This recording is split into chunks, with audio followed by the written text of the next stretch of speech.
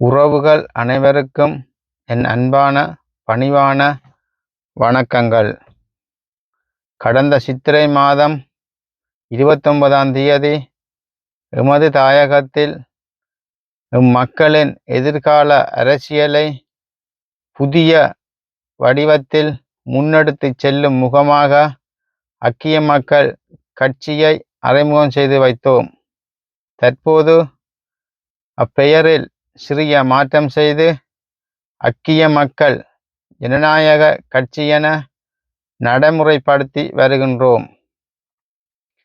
தற்போது நடக்கவுள்ள ஜனாதிபதி தேர்தல் தொடர்பாக எமது கட்சியின் பொதுக்குழு நேற்று முன்தினம் கூடி கலந்துரையாடி ஒரு தீர்மானத்தை எட்டியுள்ளோம்.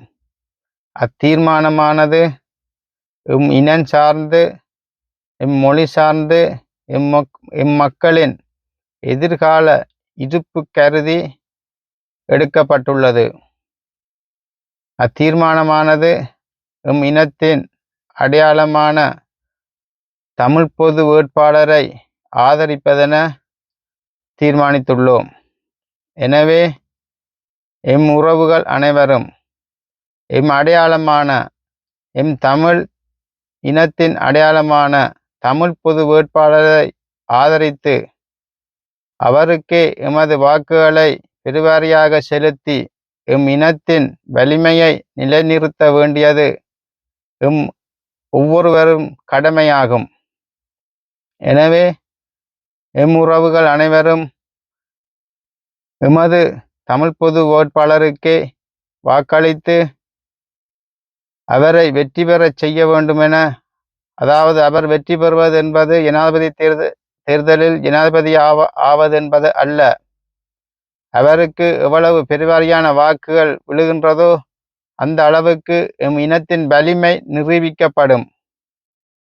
நாம் வலிமையாக இருக்க வேண்டியவர்கள் தற்போது வலிமை இழந்து பூச்சிய நிலைக்கு தள்ளப்பட்டிருக்கின்றோம்.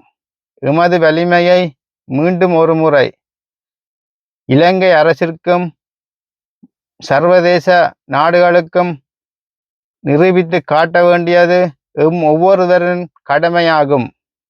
எனவே உறவுகள் அனைவரும் உங்களது வாக்குகளை, எங்களது வாக்குகளை, ஒவ்வொருத்தரும் வாக்குகளை எமது சின்னமான, எங்கள் இனத்தின் சின்னமான சங்கு சின்னத்திற்கு போட்டு அச்சங்கு சின்னத்தை வலுப்பெற செய்யுங்கள்.